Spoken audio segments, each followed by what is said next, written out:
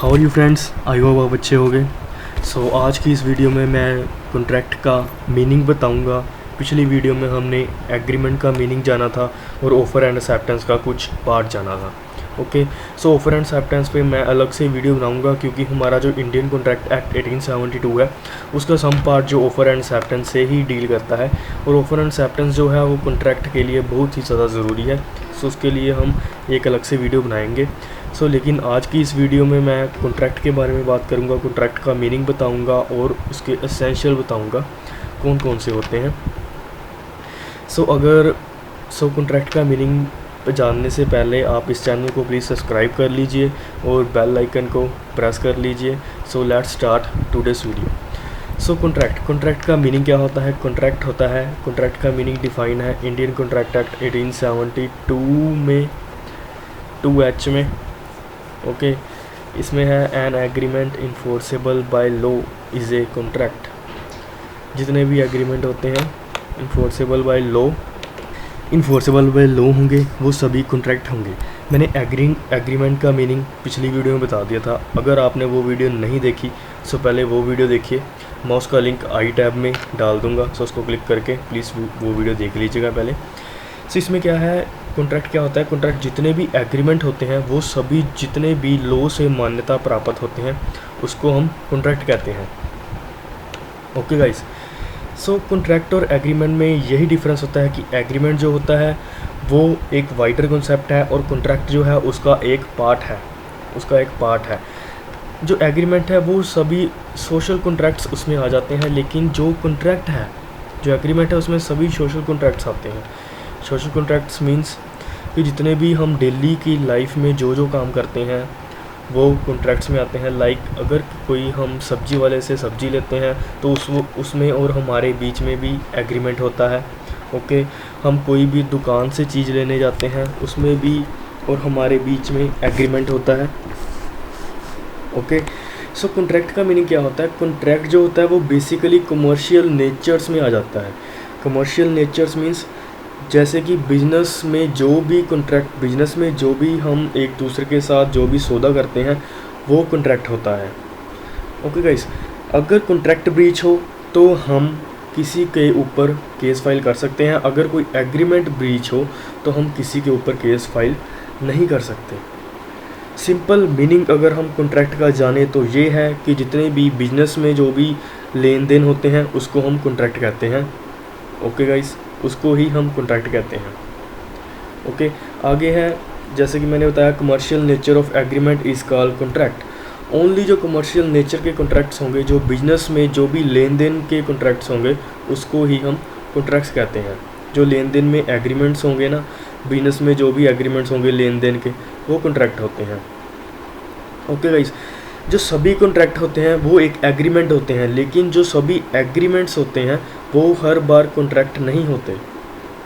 Okay, मैंने क्या बताया? कॉन्ट्रैक्ट जो होते हैं वो ओनली कमर्शियल नेचर और बिजनेस में जो भी लेन देन होगा उसको ही हम कॉन्ट्रैक्ट मानेंगे। ओके, अगर हम सब्जी वाले से कोई सामान लेते हैं या दुकान से जाकर कोई सामान लेके आते हैं तो हमारा बिजनेस थोड़ी है, वो तो हम अपनी डेली नीड्स के लिए हम लेते हैं। ओके गाइस, वो हमारा बिजनेस नहीं है। वो एग्रीमेंट हुआ, वो कॉन्ट्रैक्ट नहीं हुआ। अगर सब्जी वाला हमें सब्जी देने से मना कर देगा तो हम उसके ऊपर केस फाइल नहीं कर सकते। लेकिन अगर कोई बिजनेसमैन है उसने अपनी गुड्स जो है, अपना जो प्रोडक्ट है वो किसी को बेचा है, अगर वो व्यक्ति जो है उसका जो रिटर्न उसको पैसे नहीं देगा तो जो बिजनेसमैन है वो उस पर केस फाइल कर सकता है, ब्रीच ऑफ कॉन्ट्रैक्ट का केस फाइल कर सकता है अंडर इंडियन कॉन्ट्रैक्ट एक्ट 1872 में, और उसको जो है सिविल रेमेडीज़ मिलेगी। ओके गाइस, इसकी एग्जांपल देख लेते हैं कॉन्ट्रैक्ट की। जैसे कि मैंने यहाँ पे लिखा A have a business of furniture. A के पास ए का काम है फर्नीचर्स का, वो फर्नीचर्स बनाता है। और बी ने क्या किया? बी ने उससे ए से सम चेयर्स और टेबल लिए फॉर रुपीज़ 10,000, जो कि 10,000 रुपीज़ के थे। अगर इसमें ए और बी के बीच में क्या हुआ? कॉन्ट्रैक्ट हुआ, क्योंकि A have the business of furniture. A के हिसाब से बी के बीच में क्या हुआ? कॉन्ट्रैक्ट हुआ। ए और बी के बीच में कॉन्ट्रैक्ट हुआ। ओके गाइस, ये कमर्शियल नेचर आ जाता है। ओके। सो अगर बी जो है, बी उसको जो है पैसे नहीं देगा, उसके फर्नीचर्स के जो उसने बाय किया है उसके पैसे नहीं देगा, तो ए क्या कर सकता है, ए बी के ऊपर क्या कर सकता है, ए बी के ऊपर केस फाइल कर सकता है फॉर कंसिडरेशन, उससे 10,000 रुपये लेने के लिए बी के ऊपर केस फाइल कर सकता है। ऐसे ही अगर बी उसको जो है, बी जो उसको पैसे दे देगा और ए ने अभी तक उसको फर्नीचर डिलीवर नहीं किया, और ए कहता है कि मैं तुझे फर्नीचर डिलीवर नहीं करूंगा और तेरे पैसे जो हैं मिट्टी हो गए, तेरे पैसे मैं अब वापस नहीं करूंगा, तो बी क्या कर सकता है, बी ए के ऊपर केस फाइल कर सकता है, बी ए की कंपनी के ऊपर केस फाइल कर सकता है। ओके गाइस, आई होप आपको समझ लग रही होगी। ओके, सो आगे हम कॉन्ट्रैक्ट के एसेंशियल जान लेते हैं, कॉन्ट्रैक्ट में क्या क्या चीज़ें होती हैं। ओके गाइस, कॉन्ट्रैक्ट और एग्रीमेंट में चीज़ें जो होती हैं वो सेम होती हैं, लेकिन जो कॉन्ट्रैक्ट और एग्रीमेंट का मेन डिफरेंस यही है कि वो कॉन्ट्रैक्ट आता है कमर्शियल नेचर और एग्रीमेंट आता है सोशल नेचर। जो सोसाइटी में जो रेगुलर हमारे जो कॉन्ट्रैक्ट होते हैं, जो रेगुलर हमारे एग्रीमेंट होते हैं, उसको हम एग्रीमेंट कहेंगे।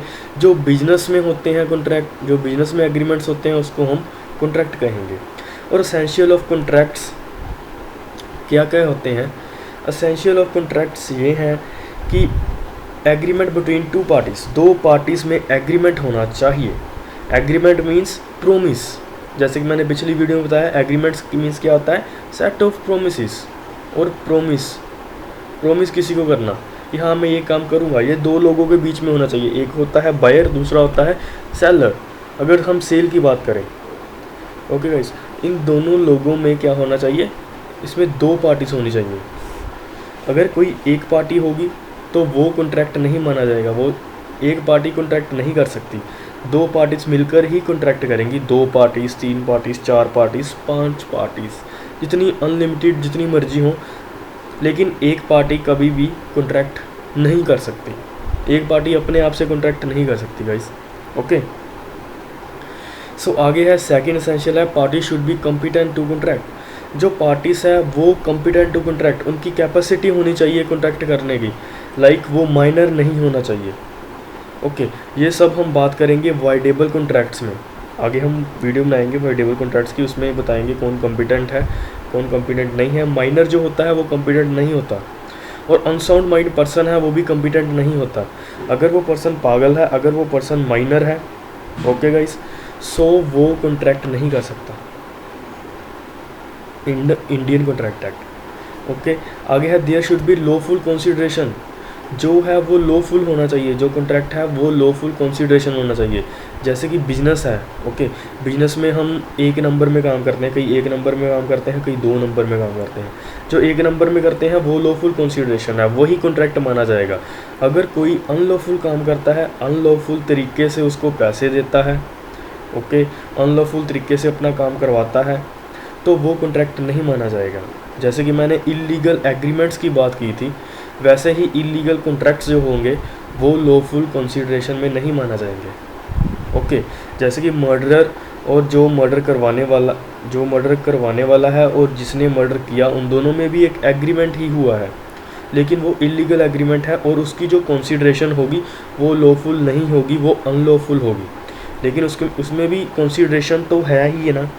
जैसे कि कोई जिसने मर्डर किया है, जिसने सुपारी ली है और जिसने सुपारी दी है, इन दोनों में कुछ पेमेंट, कुछ मनी होगी कि मैं तुझे इतने पैसे दूंगा, इसमें भी कंसीडरेशन इन्वॉल्व है, लेकिन वो कंसीडरेशन लॉफुल नहीं है। लॉफुल मीन्स जो कानून की नज़र में सही हो। ओके गाइस, सो आगे फोर्थ एसेंशियल है इसका, there should be free consent of parties, दोनों की कंसेंट जो है वो फ्री होनी चाहिए, कि दोनों की कंसेंट जो है वो अपनी मर्ज़ी से होनी चाहिए, वो अपनी मर्ज़ी से कॉन्ट्रैक्ट में आए होने चाहिए, वो अपनी मर्ज़ी से बाय कर रहा होना चाहिए, वो अपनी मर्ज़ी से सेल कर रहा होना चाहिए। ऐसा नहीं है कि वो उसको डरा के मैं तुझे मार दूंगा अगर तूने मेरी चीज़ नहीं ली, ये वाली चीज़ नहीं ली, under coercion, under misrepresentation, okay, ये इसमें नहीं होना चाहिए। आगे हम फ्री कंसेंट का भी कंसेप्ट करेंगे। ओके गाइस, सो बस आप एसेंशियल में इतना समझिए कि दो पार्टीज़ होनी चाहिए, एक पार्टी कभी भी कॉन्ट्रैक्ट नहीं कर सकती, और जो दो पार्टीज़ कॉन्ट्रैक्ट कर रही हैं उनमें जो दोनों पार्टीज होनी चाहिए वो कैपेसिटी टू कॉन्ट्रैक्ट होनी चाहिए, उन दोनों में कॉन्ट्रैक्ट करने की कैपेसिटी होनी चाहिए कि वो दोनों कॉन्ट्रैक्ट कर सकती होनी चाहिए, वो माइनर नहीं होनी चाहिए। ओके, माइनर नहीं होनी चाहिए, अनसाउंड माइंड नहीं होनी चाहिए जो पार्टीज हैं। Okay, so there should be a lawful consideration, और जो कंसीडरेशन है वो लॉफुल होनी चाहिए, अनलॉफुल नहीं होनी चाहिए। अगला पॉइंट है there should be free consent, उनकी कंसेंट जो है उनकी मर्ज़ी से वो कॉन्ट्रैक्ट में आए होने चाहिए, किसी जोर ज़बरदस्ती से वो कॉन्ट्रैक्ट में नहीं आए होने चाहिए guys. Okay, so I hope आपको लॉ ऑफ कॉन्ट्रैक्ट में कॉन्ट्रैक्ट का मीनिंग और एसेंशियल समझ लग गए होंगे। अगर आपको कोई भी डाउट है सो आप please go to the comment box, आप मुझे कमेंट करिए। Okay, so I will definitely answer your question. Okay, कोई भी क्वेश्चन है आप प्लीज़ कमेंट करिए तो मैं उसका आंसर दूंगा। सो अगली वीडियो में हम करेंगे ऑफर एंड एक्सेप्टेंस को डीपली समझेंगे और इंडियन कॉन्ट्रैक्ट एक्ट 1872 स्टार्ट करेंगे section wise section. Okay guys, thank you so much. अगर आपको ये वीडियो अच्छी लगी so please subscribe and like our channel. Okay, thank you so much.